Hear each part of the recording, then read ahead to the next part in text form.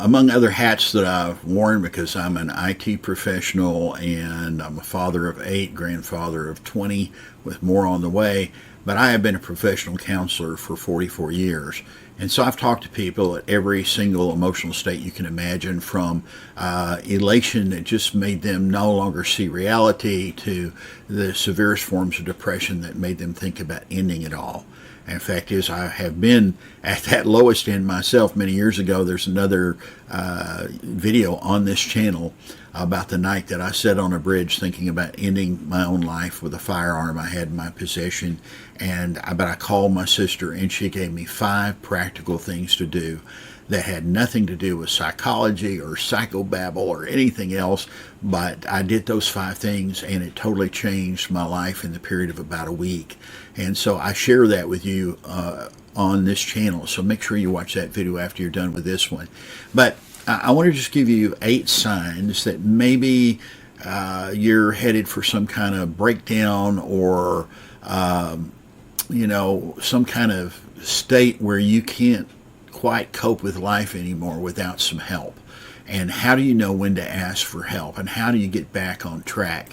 So for each of these 8 things, what I'm going to do is describe why it happens, how it might harm you if you don't do something about it when you recognize this sign, and give you some practical steps about what to do instead. Now, none of these signs in and of themselves, so if you have one of the 8 signs, it doesn't mean that you're headed for a mental institution. You're going to be committed there for the next 6 months of your life, and they're going to put you on electroconvulsive therapy and a whole bunch of drugs, okay?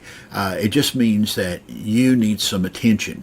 And occasionally in life, we all get to where we need some attention from somebody, and some good perspective and some counsel from someone. And that's what you're happening. So let me get right into the 8 signs. The first one is physical pain and tension. And we're talking about that you tripped and fell and you hit your head, and now your head's hurt. Obviously, that's not what we're talking about. But for example, when I was growing up, my mother and father were very combative toward one another. It was a very tense atmosphere to live into. My dad had a lot of problem with anger. My earliest memory is when I was 3 years old, and I can still remember what dress my mother was wearing when she was running away from the front end of the station wagon that my dad was trying to run her over with, and I was in the front seat. And obviously, I grew up with a lot of tension in that household, so much so that I soon had the strongest abdominal muscles of any kid in school, so that when maybe I couldn't win a race against them or anything else, but when it came to sit-ups, I could do 3 times as many sit-ups as anybody else. Why? Because my stomach muscles were constantly tight. I would talk about my stomach being in knots, and it was always hard. And to this day, I still kind of have a rock-hard abdomen.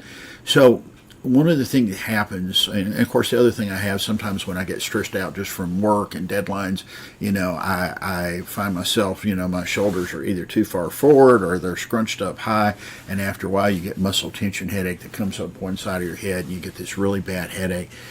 When your body perceives stress, it releases 2 hormones. One's called cortisol, which is a stress hormone. The other's called adrenaline. And together they put you in what's called a fight or flight mode. In other words, you're ready to either fight or are ready to get up and run, but you're ready for something other than staying here and putting up with what you're putting up with. So what happens is a lot of people hold the stress in their bodies, and it affects them physically. And so they can get muscle tension headaches, they can get stomach pain, and it can be rather acute. Now, one of the problems is that if you don't do something about that pain, it can become chronic. Our bodies, if they're in pain for a very long time, go into a state of chronic pain where it thinks pain is the normal circumstance, and your body just perceives pain all the time. In 2015, my son and I were going to play disc golf after I'd finished a work project. It was something we enjoyed doing together. We're sitting at a stoplight in our van, and earlier, 5 minutes before this moment in time, he had looked out a window and looked at a girl and said, "Dad, she's texting while she's driving." And of course, I did the fatherly thing and said, "Well, don't you ever do that." And 5 minutes later, she ran into us at 35 miles an hour, hit us while we were at the stoplight. Our big steel bumper on the back of our van didn't allow the van to crumple and absorb the impact, so my son got a bad case of whiplash, and I ended up having 4 vertebrae in my neck fused together. And so I've been in constant pain for 9 years until recently I got a spine cord stimulator that is helping most of the time. And there's another whole video about that if you want to go watch about spine cord stimulators and other ways of dealing with pain. I don't want anybody to be in pain, so I shared my experience there, so you can watch that video as well. So, what you can do is take some actions. Sometimes you have to intervene chemically with the pain. In other words, the doctor has to write you a prescription to get rid of the pain before the stress goes away, or you have to get rid of the stress for the pain to go away. But back doctors will tell you that back pain causes depression and depression causes back pain. So it's this kind of continual cycle. For the same reason, we just got to do something to interrupt it. You can do stretching, you can do yoga. Now, I've had 2 fusions in my back. This body doesn't bend anymore. Yoga is not really on my plate. But you can do some stretching, try to release some muscle tension. Also, you can stay hydrated. You may have to avoid caffeine for a while. And one of the 5 things that my sister shared with me that night I was on the bridge about ready to end it all was, get off caffeine for a week or 2. And at the time, I was probably drinking 3, 4 2-liter bottles of soda every day, and it was I had a lot of caffeine in it. And so there's some reasons that recommendation is there. You don't want to add to your cortisol levels if you're already stressed out and hurting and in pain. And if pain persists, go see a doctor about it. Now, here's the second sign, and this is sleep problems. Now, there's a whole lot of reasons you can have sleep problems. Some of them are behavioral. For example, if you're still watching TV right before you turn it off and go to bed, that blue light can affect you. Now, these lenses have blue light blockers in them, but still, you probably need to turn off the screen before you go to bed at least an hour or so that you can sleep more deeply. You can take something like Relaxium, which is a really over-the-counter supplement. Mike Huckabee advertises it all the time. You can take 2 capsules before you go to bed. It's got the right herbs in it and stuff that you'll take it, and 30 minutes later you'll be wanting to snooze, and you'll get to bed really asleep. If you have one of those brains that doesn't turn off because you're constantly thinking about stuff and thinking about it and thinking about it, you might be deficient in one of the B vitamins, vitamin B1, and there is a fat-soluble version of that called benfotiamine, benfotiamine. You can take it with a little cream or butter or some kind of fat and take it with a meal, and that will help your brain to shut off when you go. And that's my problem. Sometimes my brain is thinking about 100 things I didn't get to on today's to-do list. So your sleep cycle gets messed up, and when you're depressed or anxious or you're having mental problems, that is one of the things that often happens. And it's kind of a question of, is it the egg or the chicken? In other words, do you have problems sleeping because you have some mental issues, or are the problems sleeping causing you to have mental issues because you're not sleeping well? Most of us need anywhere from 6 to 8 hours a night, but when you're sleeping 3 hours a night and then waking up in pain every night, trust me, that's hard to do for a long time.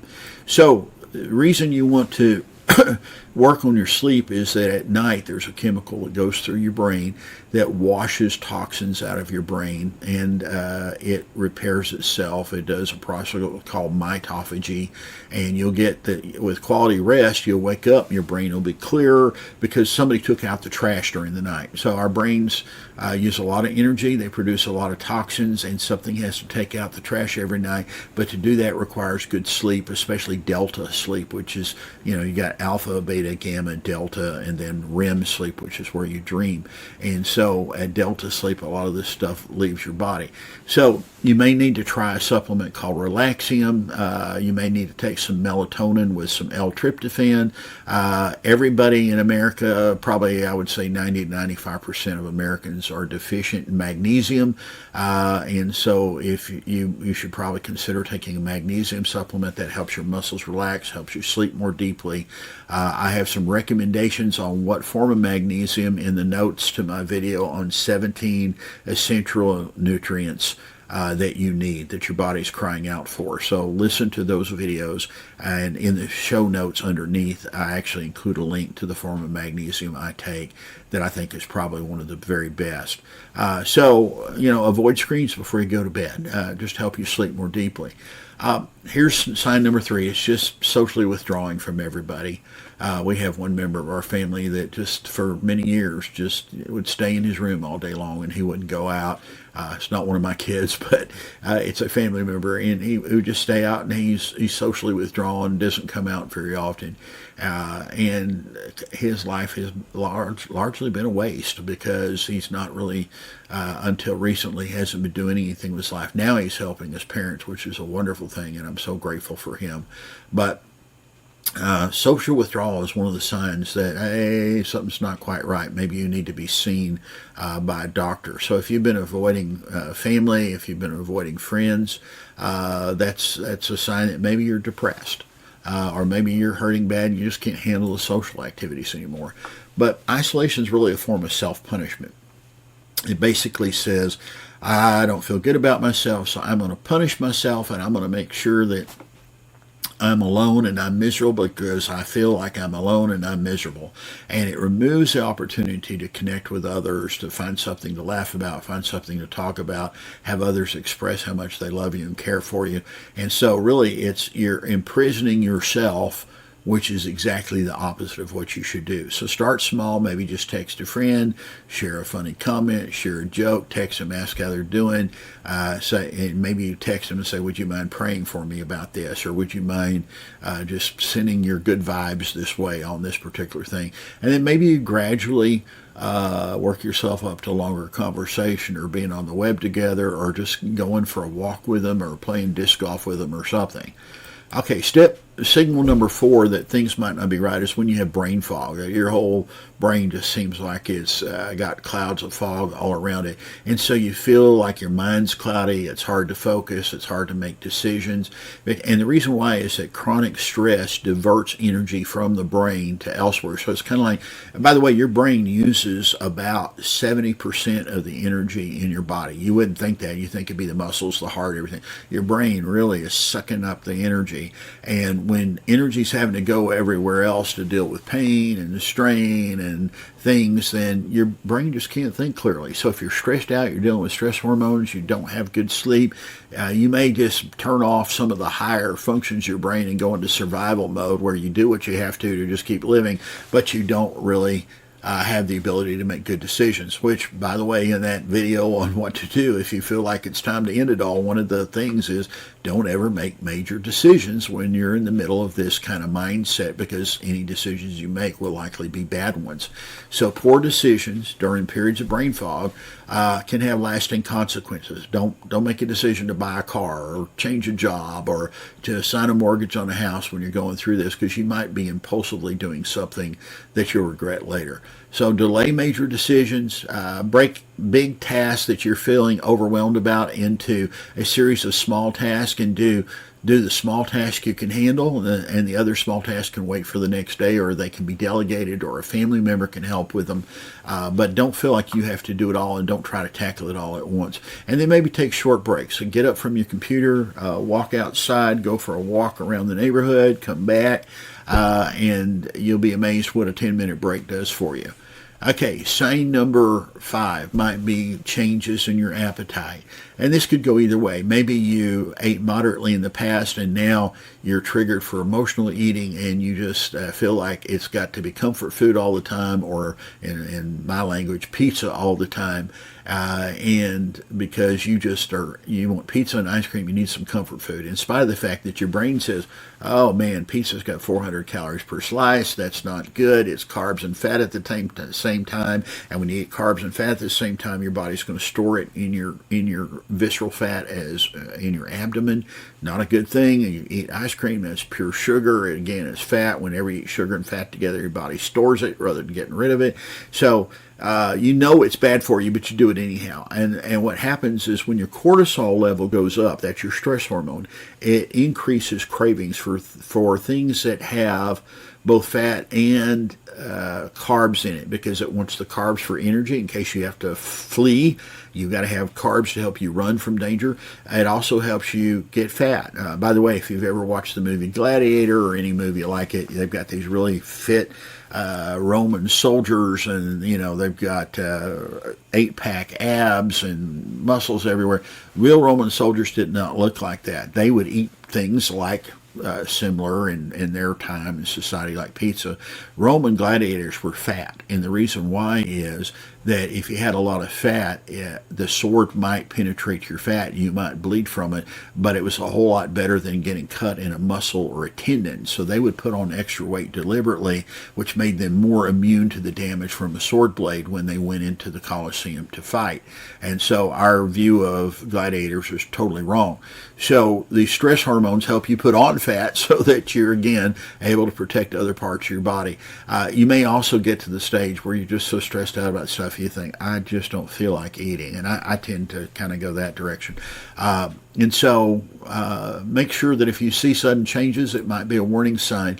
And obviously, if you're overeating and you eat junk food all the time, it's going to lead to guilt, fatigue, health problems, type 2 diabetes. And if you're undereating, it's going to leave you drained of energy, and you're going to be vulnerable to illness. Your immune system's going to be weak.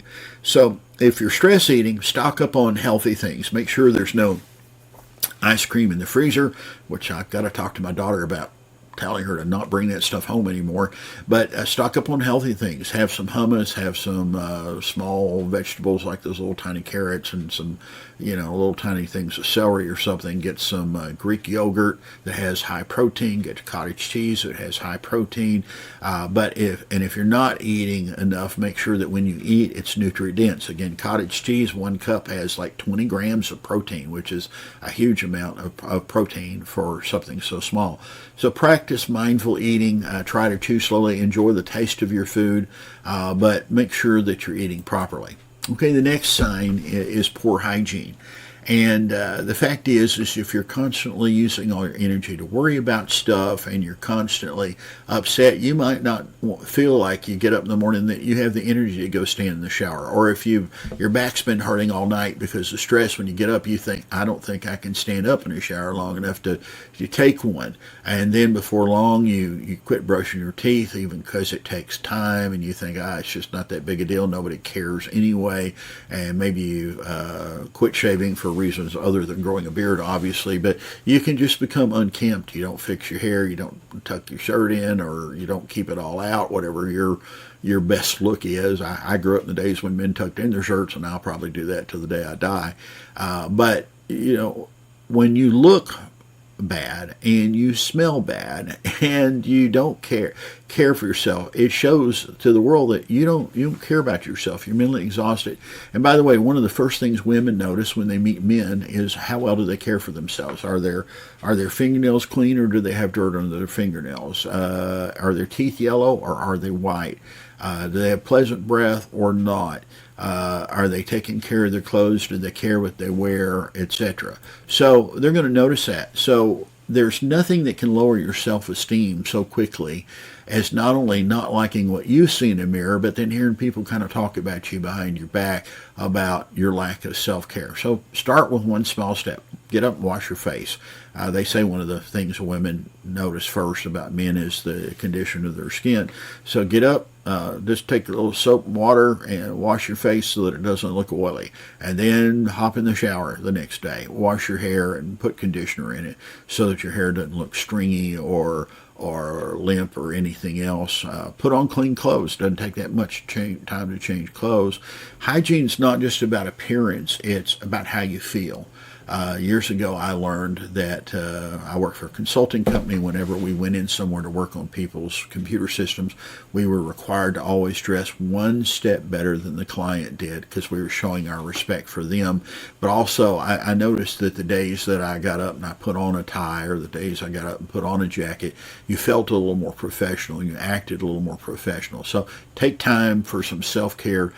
Look good if you want to feel good. So you don't feel good so you can look good. It's kind of the other way around. Look good and take care of yourself, then you're going to feel good. Number 7 is kind of an interesting one. It's just a feeling you can't breathe. Now, Sometimes this is caused by a feeling called arrhythmia. It's where your heart's beating too fast and it feels like it's beating out of your chest and you're just kind of like, oh, I can't breathe, I can't breathe. But if you notice that it's rapid breathing, it's shallow breathing, your body has entered that fight or flight state. In other words, if you were walking up to your house at night and you heard something in the bushes and we're pretty sure you saw a guy wearing a mask and he's around the corner of the house and you think he's going to pounce on me at any minute, your respiration rate is going to go up. You're going to go from a state of what we call a white awareness state where you didn't think anything was wrong to suddenly it's a yellow awareness state. You think there's a problem and now you see the guy and now you're in a red or black awareness state because you are in danger and you know it. And so when we're constantly in stress or we're constantly under some kind of mental condition that's diverting all our energy, well, we have this heightened state of alertness and it speeds up our breathing and it makes us look panic, makes us feel panic, makes us act panic. And so breathing problems can worsen our anxiety. If you suddenly feel like you can't breathe because you're having panic attacks or because you're stressed out, it can turn into full-blown panic. So what can you do? Practice breathing slowly. Take some slow breaths. Inhale, go. Inhale for a count of 4, like 1, 2, 3, 4, and then exhale for a count of 4. Or better yet, inhale and then hold 2, 3, 4, and then exhale 2, 3, 4, and then work your way up. As a scuba diver, I have to learn to control my breathing. So when I'm in the water, I will often inhale for a count of 8. I'll hold for a count of 8. And then I'll exhale for a count of 8. Now in the water, you have to be careful about how much you hold your breath because when you take a breath in and hold it, it can cause you to go up in the water. And when you let your breath out, it causes you to go down. And a good scuba diver knows how to regulate their altitude in the water with their breathing. But the whole point is, if you don't practice controlled breathing, you'll use up a tank of air that should last you an hour and it'll last you 18 minutes and you'll be back up wondering why everybody else is still on the dive and you're swimming back to the boat. Done that, been there. I no longer have that problem. I can swim for an hour on a tank of air with no problem. And then sign number 8 is just anxiety and depression. You feel like you're walking a tightrope and you don't know whether you're going to be on the sunny side or the cloudy side when you get done. And there's this you want to make it over to the sunny land, but you're constantly feeling worried. You're constantly feeling depressed. You're constantly feeling maybe guilty that you're not a better person because if you were a better person, you wouldn't be feeling the way that you're feeling. And basically, you have a lot of unresolved stress. And if you could resolve the stress, you could get rid of the depression and the anxiety. The problem is if we let depression sit forever, one is it can result in us doing something really stupid and ending our lives when we have so much life worth living. If I had taken my life on that bridge that night 37 years ago, I guess it was, I'd have missed out on the next 7 kids and the 20 grandkids and the awesome fun I've had with my life since then. But also, depression left untreated can spiral into chronic mental health conditions that require long-term treatment. So acknowledge your feelings. Tell somebody your feelings who will love on you and help you get help rather than just judge you. And then go find something to do that gives you purpose. Go to the gym. Lift some weights because it feels like it gave you a sense of accomplishment. Maybe you got a little stronger. Go out for a walk. Get out in nature, especially during the day. If you've got the cerulean blue skies, it actually stimulates the serotonin gland, or the pituitary gland at the base of your brain, the pineal gland. I'll get it right here in a minute.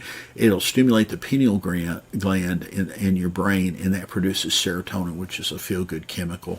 It gives you purpose just to get out and go for a walk. Do simple stuff that brings you a sense of joy or a sense of purpose, even if it just feels hard at first, and even if it feels like it's something insignificant and small, do that. So to wrap up, every one of us has at least one of these signs from time to time, and that's normal, especially when life is stressful. Let's face it, the reason financial planners tell you to have a rainy day fund is because it rains from a lot. But if you notice a bunch of these signs happening at one time, you really ought to take some kind of action. Remember that these signs aren't a reason to panic. It is your body's way of saying, I need some help here. I'm under a lot of stress. And you don't have to go through it alone. Start small. Talk to someone you love, somebody who will hold your hand, somebody who will help you make one positive change in your routine. If things feel too overwhelming, talk to a pastor or a counselor or a doctor. Now, by the way, not all doctors have training in counseling. Not all pastors have training in counseling, but they often have training in how life works. But talk to somebody that can help you, and that's often a courageous first step. Often the first step to getting well is just telling somebody you got a problem. And so if you found this information helpful, please click like, first of all, because that'll force YouTube to send this video out to other people who might be facing similar challenges or have similar concerns, maybe not for themselves, but maybe for someone in their family. And then subscribe to this channel so you can see the other videos that we have quite easily when you pull up your YouTube feed, and click the notification icon so you'll know when we post a new video. The whole purpose of this channel is to help people make sure that their best life is in the days ahead. It's the days after 50. It's the and we want to give you the tools you need so that when you're 70, 80, 90, you're still enjoying life and it's still dynamic. Thank you for taking the time to listen. I so much appreciate it. May God bless you.